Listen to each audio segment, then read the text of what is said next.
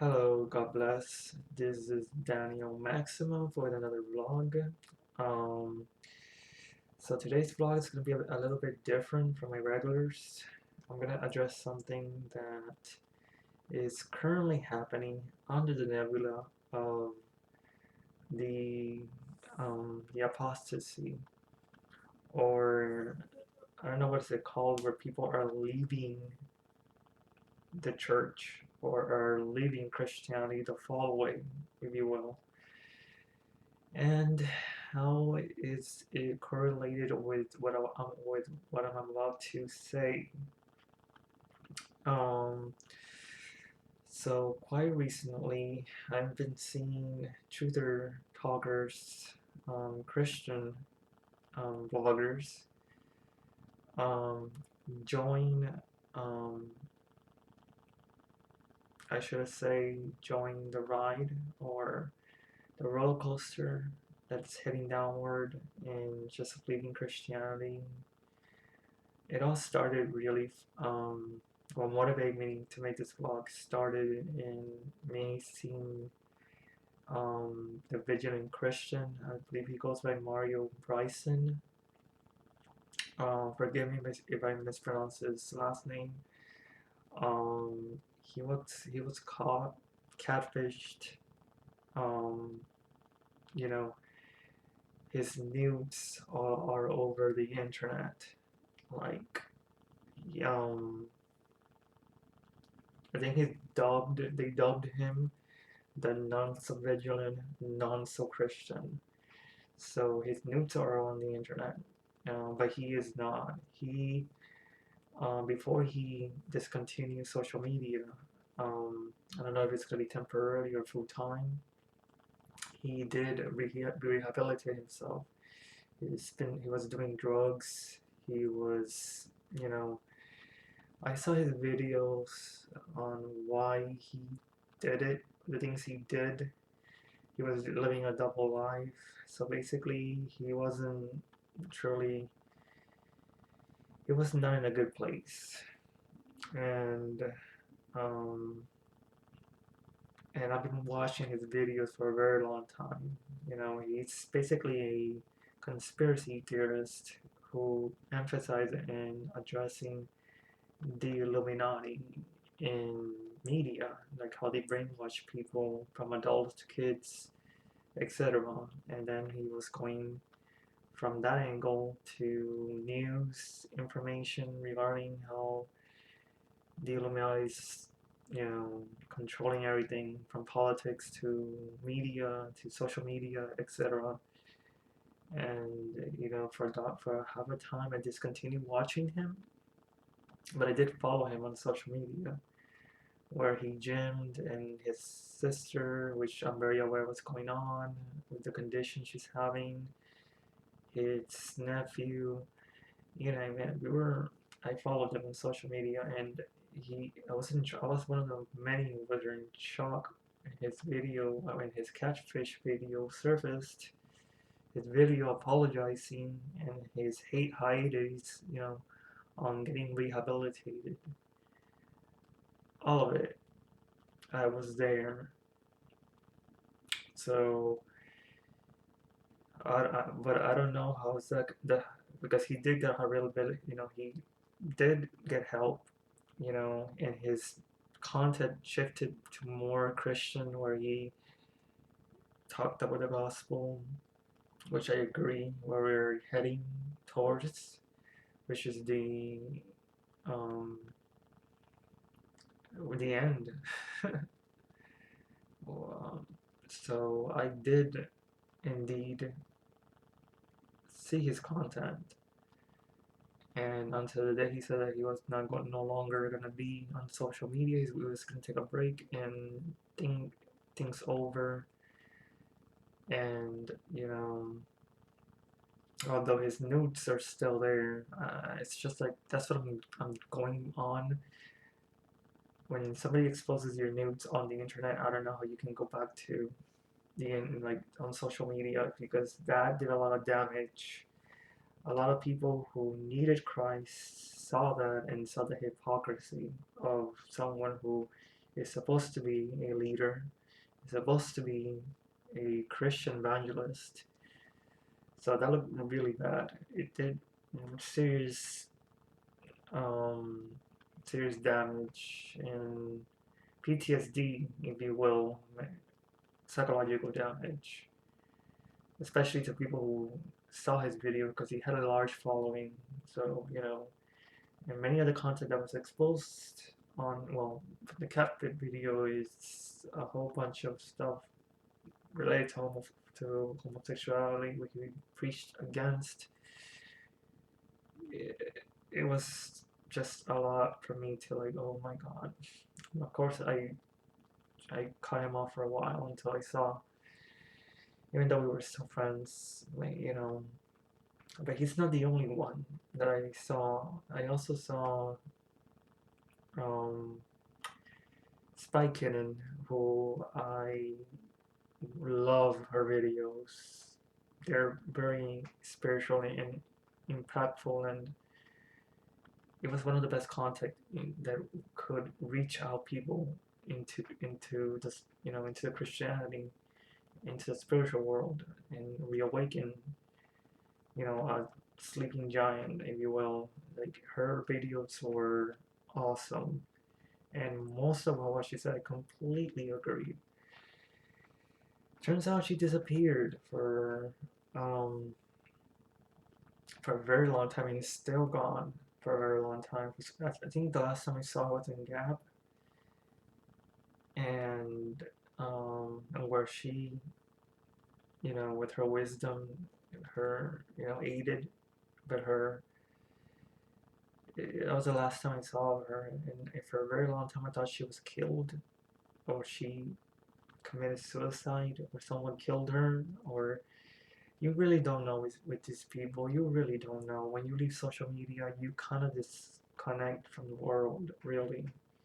So you either dead, or in jail, or yeah, you don't know what happened to you. We don't know. You're gone. It's like a blind spot. You're gone. And I felt like, I completely believed that she was purged from the system and then murdered by the deep state for exposing them because her videos were very hardcore. Okay, the dramatics. Turns out that she was a video surface of her reading tarot cards, which is completely against Christianity, completely against everything she preached about. Left me baffled. And, you know, getting out of social media is not gonna save anything or resolve anything or fix anything or do anything because that's a personal thing. So that kind of shocked me a bit more than a lot more than Joshua Harris, I believe is his name, a Christian pastor who became an ambassador of hell and um, destroyed his legacy or whatever because it turns out that he's not a Christian. He was a church pastor. Now he's not a church pastor anymore. So that means that his flock is all over. Like there's a herd of sheep with no pastor. Um, Divorced his wife, went to a gay convention or parade or whatever, took big selfies and apologized to gay people. Um, well, I don't know much about him other than that he had a large, excuse me, he had a large following in the evangelist, um, you know, world. Not much more. Okay, turns out he never really truly believed him, and now he's working on undoing what he used to do, which I don't know what that means, but I can tell you that um, I will say this because truly, I think we're missing out on the note that God cannot be mocked. So check out what Matthew 23:15 has to say. What sorrow awaits you teachers of religious law and you Pharisees. Notice it says Pharisees, hypocrites. For you cross land and sea to make one convert, and then you turn that person into twice the child of hell you yourselves are.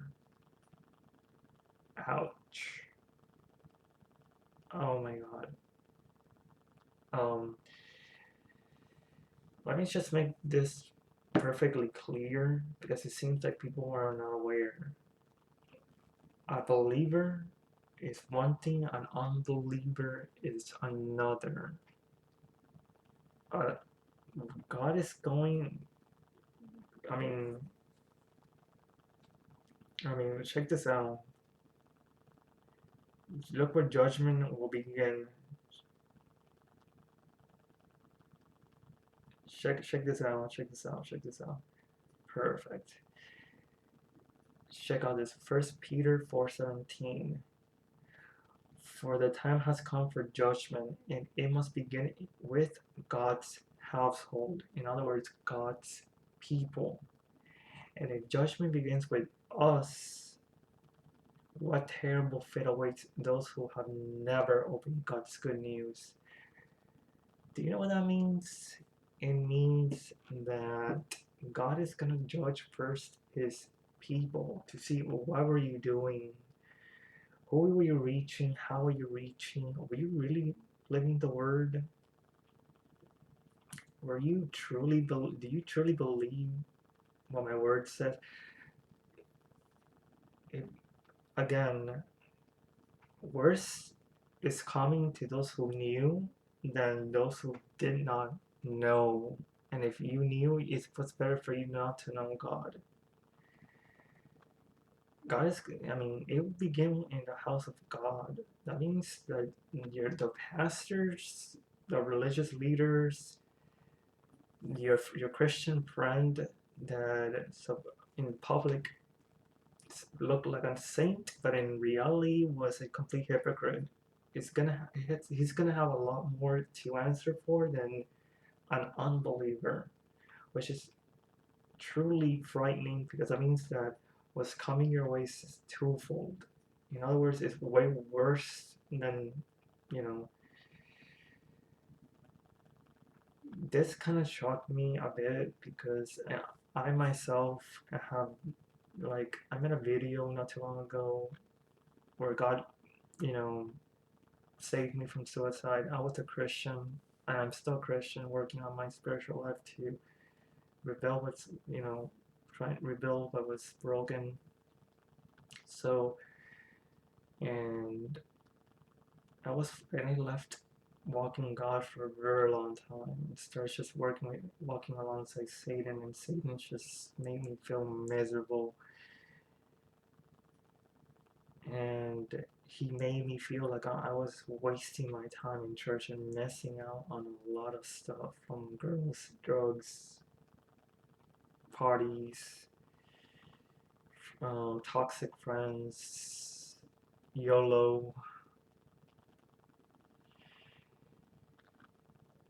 and that I was pretty much wasting my life going to church, going to a bench, being one of the crowd, not really linking really with the church family, not really linking with the world.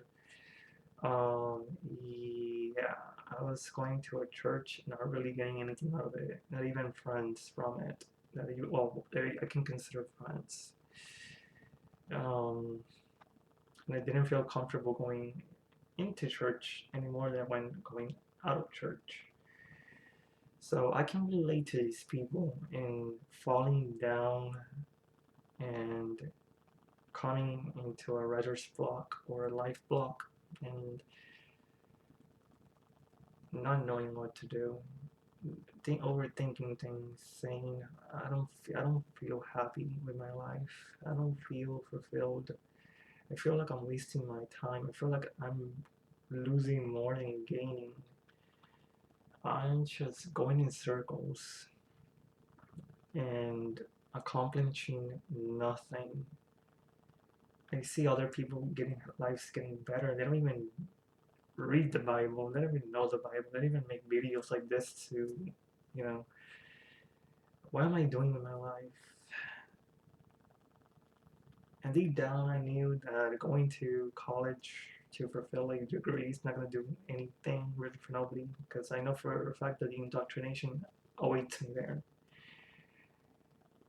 And I was just, my personal story is that I personally was tired of Christianity. I hated God a lot. Deep down, I hated God. And I wish I never knew him, because there's nothing worse for me than just being the only one who knows what's going on, and everything that I say, it falls on deaf ears.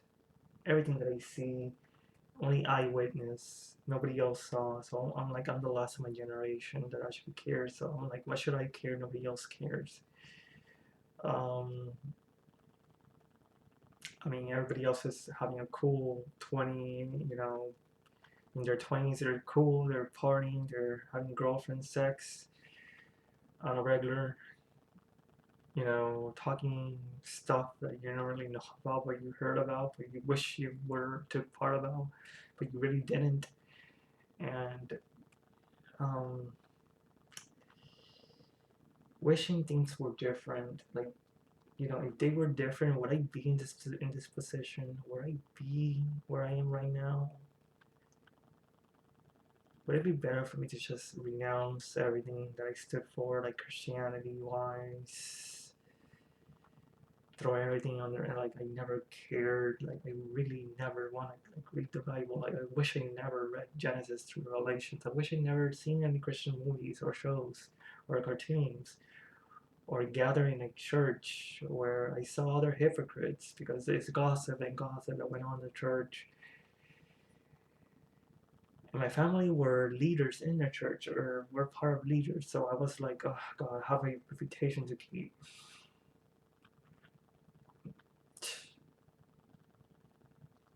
My mom was the usher, the leader of the ushers in the church.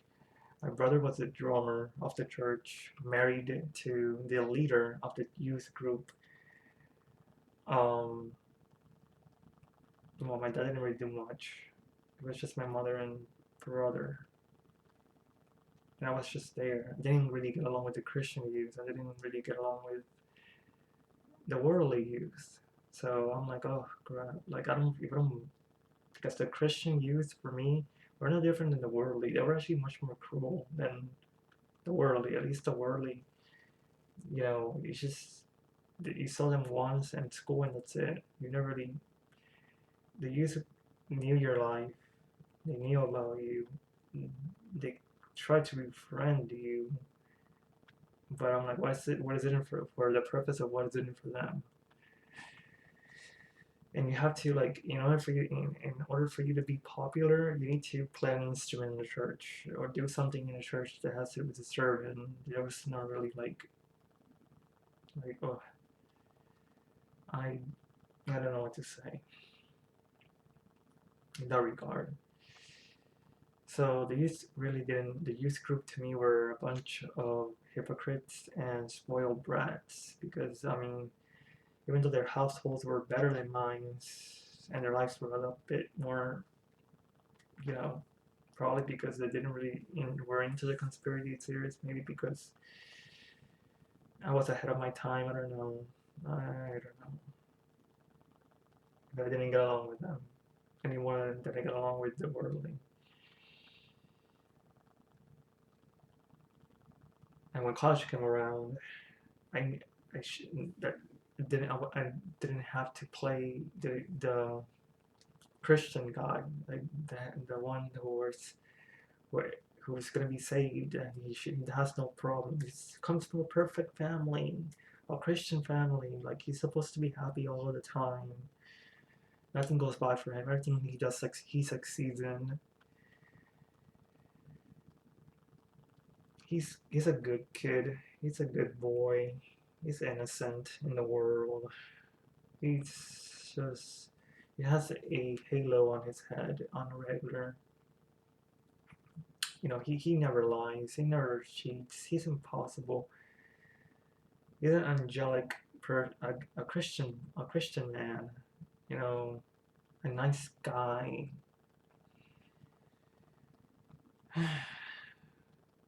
Who's just going to church and then going home, hanging out with some of his Christian associates, going with his parents to church, turning on the audio, hearing, making sure that everything's good in the audio, just sitting there, hearing the word, but not getting anything of it. Because his household is chaotic. It's not it's a Christian family, yes, but we don't really reflect a Christian family in the household. So more problems that I couldn't say because no one will believe me. And if I do, it's the oh, like, who are you?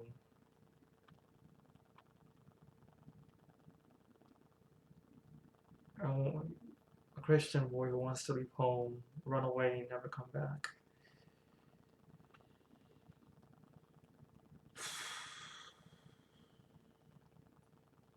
A Christian boy with no girlfriend, even though everybody around him was getting girlfriends. A Christian boy with no friends, even though Christian boys have friends in the drumming area who invites him to to soccer, or you know,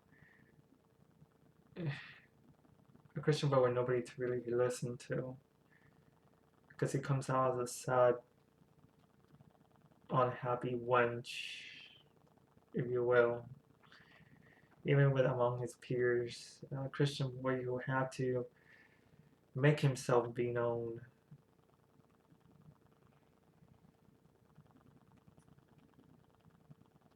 By other means,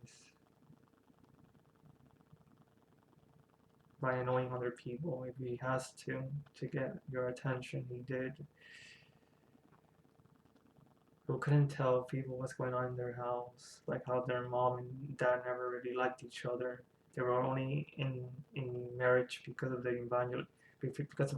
evangelism, not really because they love each other. And they remind me every day, a brother who really didn't get along with you, who got along better with the church Jews than with you. He never really developed a connection or closeness with you. He only developed that with his youth, Christian youth in the church. That's with his brother and sisters, not me. Because I didn't play the drums, I don't think he really was really interested in me, really. I was just the audio guy, playing the audio. And watching just from the little window or exposed, you name it, from small churches. Just, I was there, just there. Thinking to myself, maybe, is this really worth it? Is this really worth it? This is what I'm going to church services for, to feel more miserable than I already am.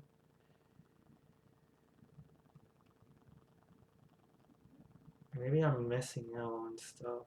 Maybe I really am in the wrong side of tracks.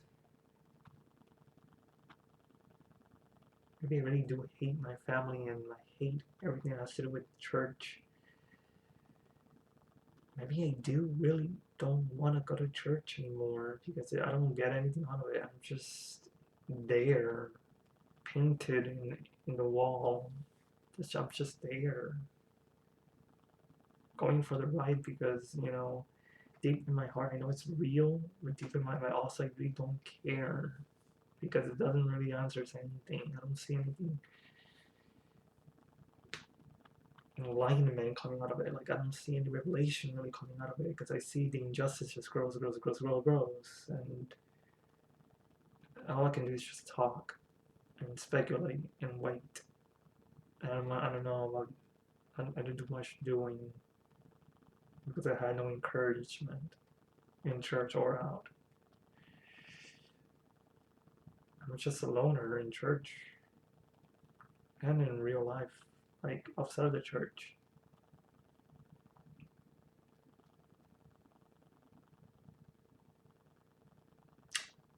So what happened? I felt very depressed one night, so depressed, and the panic attack and anxiety, like, and I had a vision of myself jumping from a bridge, or jumping from my apartment complex, and have all the neighbors just gather around me to see me die in front of them. And have Satan just say, "You're a worthless life. You're nobody. Nobody loves you in church. Nobody loves you outside of church. You're living a miserable life with no purpose. Your family just drags you down. They're stumbling blocks for you. You're better without them, and they're better without you. Nobody likes you. Your mission in this world serves no purpose. You think you're Neo or you're actually Agent Smith. You try so hard to be different and you flunk out because you don't know how.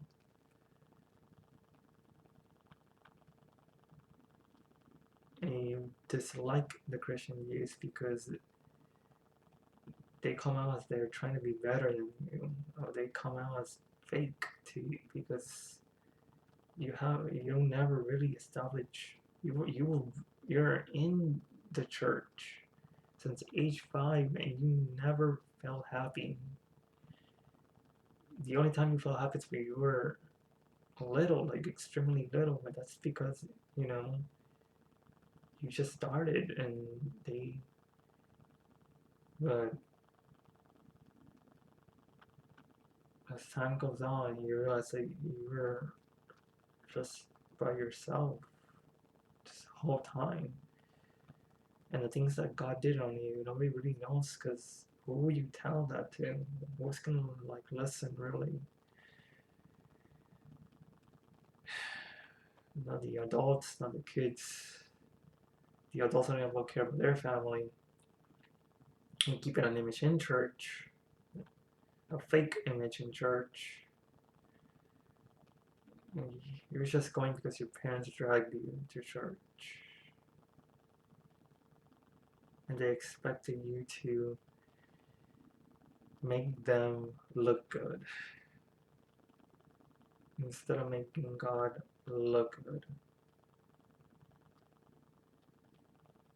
And since they're going every Sunday, it's a habit, and therefore it becomes your habit until you had enough, and until you just, what am I doing here?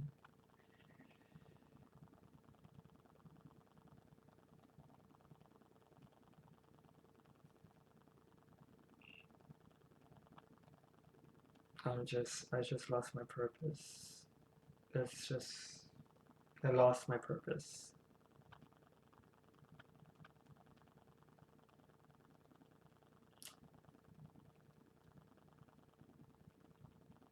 That's how it went.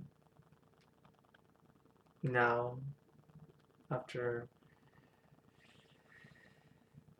that, I got on my knees. I cried out to God here in my room on my knees and asked Him to help me. I can't do this by myself. I don't know what to feel. I don't know what to think.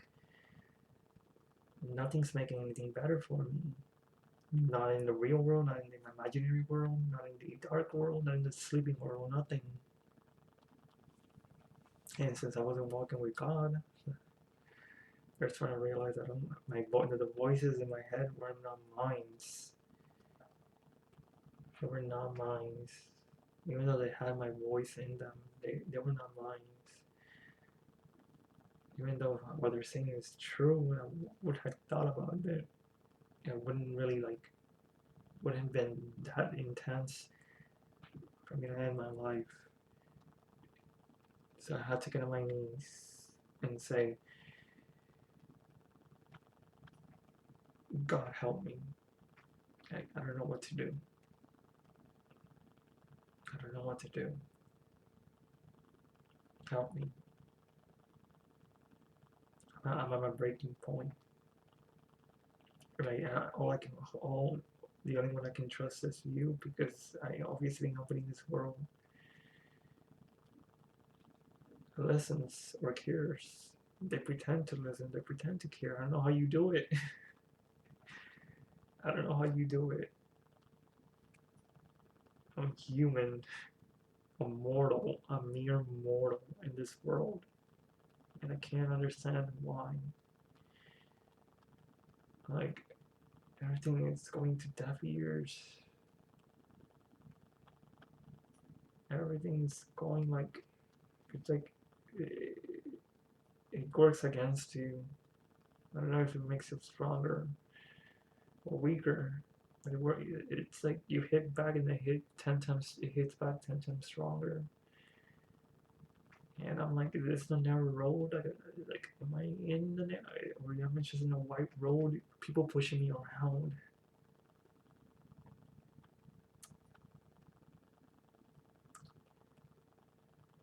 But oh my God, like, I need you. I don't know what to say.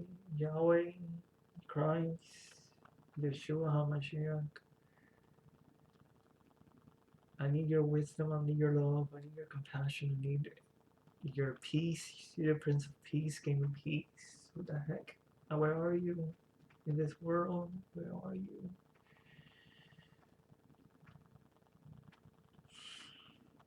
And then I realized that I've been doing a lot of stuff. I've been living a double life for a very long time. I've been celebrating Halloween for a very long time. I didn't really believe in this stuff, so I was just lying to everybody for a very long time. So that reality hit in. I couldn't live it. I can't, two people cannot, like, my church life and my world life collide with each other. It's not the things you do in public that matters, it's the things you do in private that matters. And I wasn't living a good private life. Every time I go to church, it's more depressing than in the last. And I had to, like, when I told Christ from the bottom of my heart that I feel this peace, this long, that peace that you can just go to sleep and you wake up and you feel right as rain. It's that peace that I yearn for, a peace that is like a happiness, like, no matter what happened, nothing's gonna ruin my day. Nothing's gonna, like, I'm gonna be more than a conqueror. That peace not found anywhere else. Only in God is that peace found. It's the one that I was given access to, and it felt great for a month.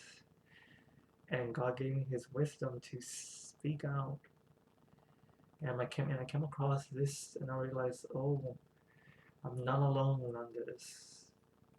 I'm not alone. Like, there's people who are truth or talk, conspiracy theorists, Christian evangelists who have fallen so low that they don't know how to stand back up.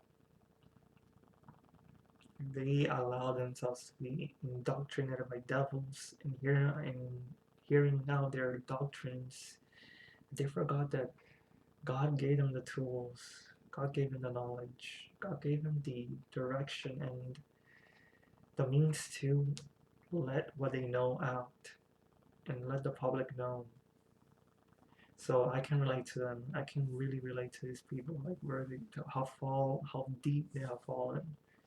There's hope in God only if you turn to Him truthfully.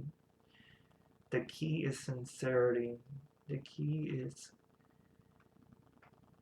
closing that chapter of your life that you think you missed out on and moving on to a new chapter with God and giving that chapter to God so that He can make it better. Because you can't do this by yourself, even though you feel like you're just like I did. My mission serves no purpose. It's gonna fall on deaf ears. I'm gonna go bald, and because you know too much. You know a lot, and nothing really like comes out from the depression kicks in. The reality that makes nothing pretty kicks in. That you're just wasting your time, and you wish you were like within the blue pill community, and unfortunately you can't. You already consumed the red pill. There's no going back. There's no going back. Even and if you do go back, it's like a pilgrim's progress. You're on your way to heaven. And you're halfway to the gate, and then you want to turn back, or you're stuck in Vanity Fair, and ha- they somehow successfully got you to buy from their sin, and now you like, this isn't where am I at? This wasn't where I was when I was. So there is hope in God. There is hope in God. And I do hope that if people who are truther talkers are conspiracy theorists who either were purged for speaking the truth or just plain quit because they saw no mission in this or purpose in this. I hope you watch this video and you self-reflect on your life and realize that you need God, and that we all have been there. We all have been there. We just navigate it differently. But there's nothing to gain from going back and trying to be one of them, where God called you to be something much, much. That's a calling, and Jeremiah got a calling. David got a calling. David got Daniel got a calling.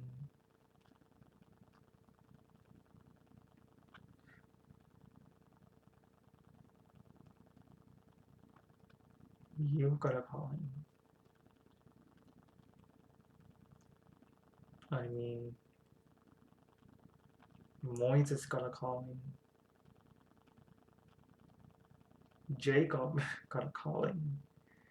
Abraham, his apostles, Paul.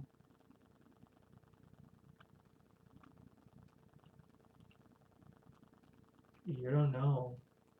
Like Paul, the apostle, a Saul, Saul and Paul. you,